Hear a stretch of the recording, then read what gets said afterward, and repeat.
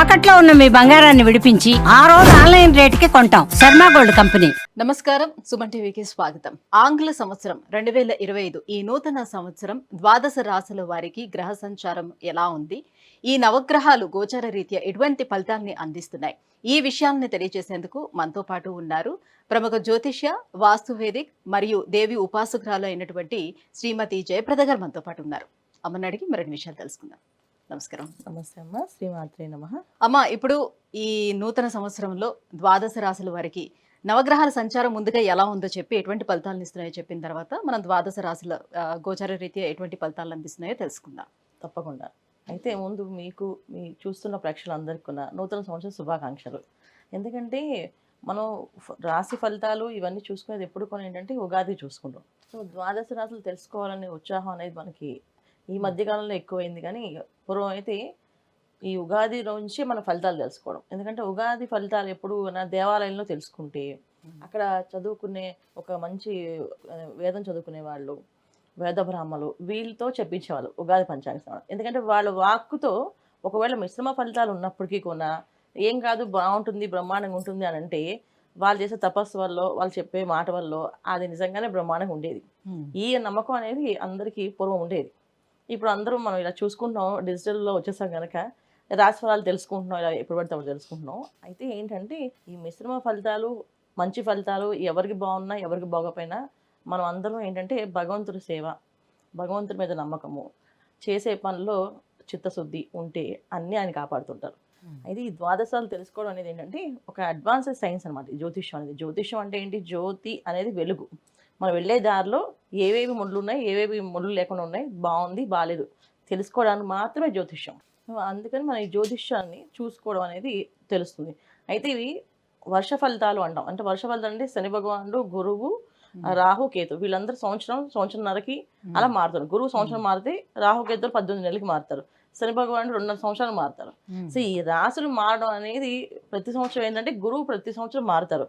అయితే అప్పుడప్పుడు గురువుతో పాటు రాహు, అప్పుడప్పుడు శని భగవాన్ మారుతూ ఉంటారు. అయితే ఈ సంవత్సరం ఏంటి, 3 గ్రహాలు ఒకేసారి మారుతున్నాయి.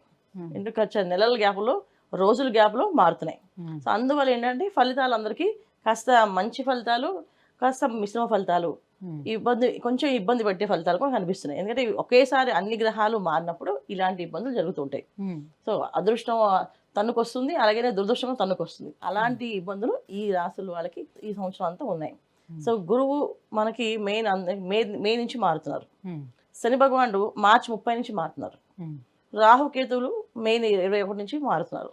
సో అంటే మే నెలలో 1-2 రోజుల తేడాలో గురువు, రాహు, కేతు ముగ్గురు మారుతున్నారు. మార్చి 30 నుంచి శని భగవానుడు మారుతున్నాడు. ఇలా మారినప్పుడు ఏమవుతుందంటే ఇక్కడ మళ్ళీ శని భగవానుడు మారుతూ ఎవరితో ఉంటున్నాడంటే శని ప్లస్ రాహు కలిసి ఉంటున్నారు ఒకే రాశిలో. అది కాస్తంత కొంచెం ఇబ్బంది ఫలితాలు కొంతమందికి. మీనరాశిలోకి శని ప్రవేశిస్తున్నాడు. శని భగవానుడికి రాహు ఎక్కడైతే మీనరాశి ఉన్నాడో శని భగవాన్ వెళ్ళి దాంట్లో ప్రవేశిస్తున్నారు. మేము అంటే మార్చి 30 నుంచి అంటే ఒక నెల రోజుల పాటు శని రాహులు కలిసి ఉంటున్నారు. అదొక కొంచెం గోచారంలో కాస్తంత ఇబ్బంది. తర్వాత రాహు మారుతాడు, మళ్ళీ కుంభంలోకి వెళ్తాడు. ఒక నెల రోజులే, మే రోజు రాహు మారుతున్నాడు, మార్చిలో శని భగవాన్ మారుతున్నాడు.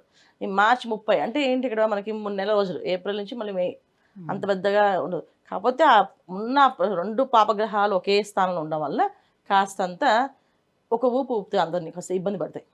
కొంతమందిని కష్టపడితే కొంతమందిని మంచి రంగంలోకి లాక్కి వెళ్తాయి.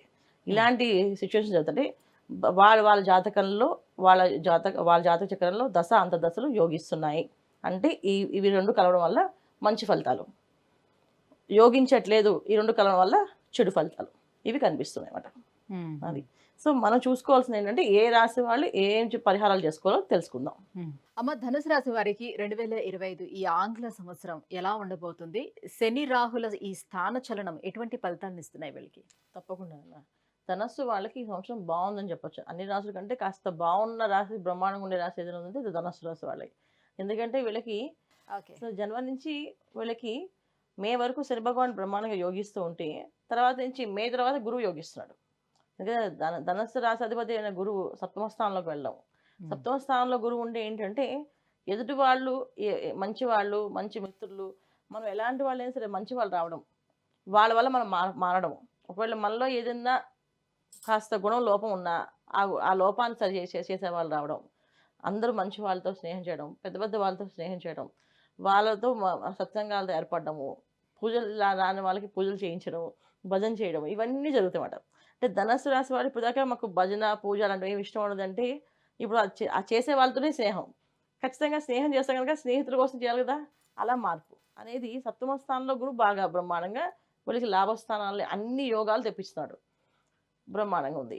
అయితే జనవరి నుంచి మే వరకు శని భగవాన్ ఇచ్చే ఫలితాలు ఏమైతే ఉన్నాయంటే ఆర్థికపరమైన ఇబ్బందుల నుంచి బయటపడడం, వ్యాపారంలో అభివృద్ధి రావడము, ఒక స్థిరమైన నిర్ణయాలు తీసుకొని ఉండడము, ఆ జీవితంలో ఎటువంటి ఇబ్బందులు లేకుండా ఒక అంటే చాలామంది అనుకుంటారు కదా లైఫ్లో మనం సెటిల్ అవ్వాలి, హ్యాపీ లైఫ్ సెటిల్ అవ్వాలి, ఎటువంటి ఇబ్బంది రాకూడదు, ఒక మంచి స్థలమో మంచి ఇల్లు కొనేసుకోవాలి, ఆ బ్రహ్మాండంగా ఉండాలి అది అని చెప్పేసి అలాంటి లాభాలన్నీ కూడా శని భగవాన్ ఇస్తాడు తృతీయ స్థానంలో. ఎందుకంటే ల్యాండ్స్ కొన్నా, ఒక ఇల్లు కొన్నా అది లక్ష్మీప్రదంగా మారుతుంది. అంటే ఆ ఇంటి చెప్పి ఏం పని చెప్పినా ఆ పని అయిపోతుంది.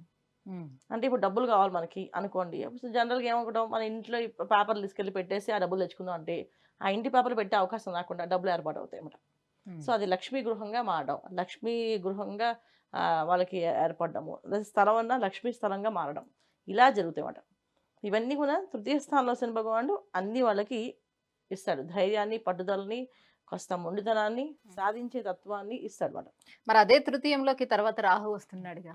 రాహు వచ్చినప్పుడు కాస్తంత మిశ్రమ ఫలితాలు. తృతీయ స్థానంలో రాహు శని భగవాన్ ఇచ్చే ఫలితాలు ఇవ్వడం. ఎందుకంటే తృతీయ స్థానంలో రాహు వెళ్ళేది దేంట్లో వెళ్తున్నాడు, ఆయన ఏ ప్లేస్లోకి వెళ్తున్నారు, కుంభంలోకి వస్తున్నాడు. అంటే శని రాహువులు. సో శని భగవాన్ ఉండే ప్లేస్లో రాహు వస్తున్నాడు. అప్పుడు ఏముంది, ఆలస్యాన్ని, ఆటంకాలని, బద్ధకాన్ని ఇస్తాడు. శని రాహుల కలయిక ఒకటి, అది 1 నెల రోజులు, అది కాస్తంత కొంచెం ఇబ్బంది. కానీ రాహు అక్కడ కంటిన్యూ ఉండడం వల్ల ఏమవుతుంది, కాస్త ఆలస్యం, కాస్త బద్ధకాన్ని, కాస్త ఏంటంటే ఒక తెలియని అహంకారాన్ని, మేము చేయగలలే, మాకు వస్తుంది, మా వల్ల అవుతుంది అనే మాటని తెలియకుండా ఒక అహంకారం అనేది వచ్చేస్తుంది అన్నమాట. ఇది రాహు తృతీయ స్థానంలో ఇచ్చేది. అయితే తృతీయ స్థానంలో రాహు కంటే కూడా ఇక్కడ రాహు ఎప్పుడైతే తృతీయ స్థానంలోకి వస్తాడో అక్కడ సప్తమ స్థానంలో గురువు వెళ్తున్నాడు.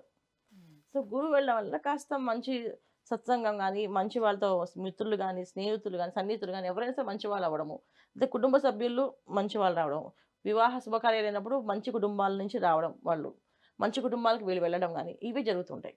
సో ఎప్పుడైతే సప్తమ స్థానంలో గురువు బలంగా ఉన్నాడో ఇక తృతీయ స్థానం రాహు అంత బలంగా ఉండడు, సప్తమ స్థానం గురువే బలంగా ఉన్నట్టు. అది కేంద్ర స్థానాల్లో ఉండే గ్రహాలే ఎప్పుడు కూడా బలంగా యోగిస్తుంటాయి. అప్పుడు తృతీయ స్థానంలో ఉండే ఇబ్బంది మనకి వచ్చే వాళ్ళ ఫలితాలు చాలా తక్కువ ఫలితాలు. అది ఎవరికి ఇబ్బంది పడుతుందంటే విద్యార్థులకి. ధనస్సు రాశిలో విద్యార్థులు ఎవరైతే ఉన్నారో వాళ్ళకి మాకు వచ్చేస్తుంది, చదివేస్తాం, మేము రాయగలం పేపర్లు అనుకోవడం, అక్కడ ఎగ్జామ్ హాల్లోకి వెళ్ళి కొంచెం టెన్షన్ పడ్డాము, అది మర్చిపోవడము, రాకపోవడము, ఇవి విద్యార్థులు మాత్రమే ఇబ్బందులు.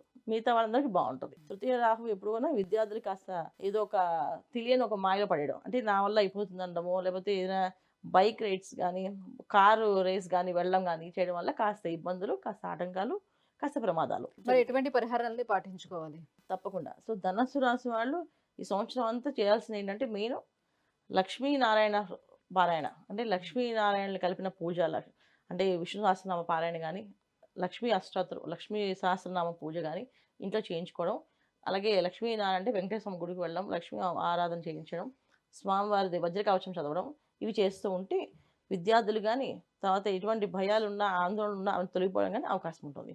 సో వీళ్ళు చేస్తుంది ఏంటంటే నిత్యం లక్ష్మీనారాయణ ఆరాధన, అంటే ఇంట్లో తులసి దళాలతో చక్కగా లక్ష్మీ అమ్మవారికి, విష్ణుమూర్తికి పూజ చేయడం చేస్తూ ఉంటే మంచి జరుగుతుందన్న. ఈ 2025 సంవత్సరం ధనుసు రాశి వారికి ఎలా ఉండబోతుంది? ఏ గ్రహాలు అనుకూలంగా ఉన్నాయి, ఏ గ్రహాలు ప్రతికూలంగా ఉన్నాయి? ఈ విషయాన్ని తెలియజేసినందుకు ధన్యవాదాలు. నమస్తే అమ్మా. శ్రీమాత్రే నమః.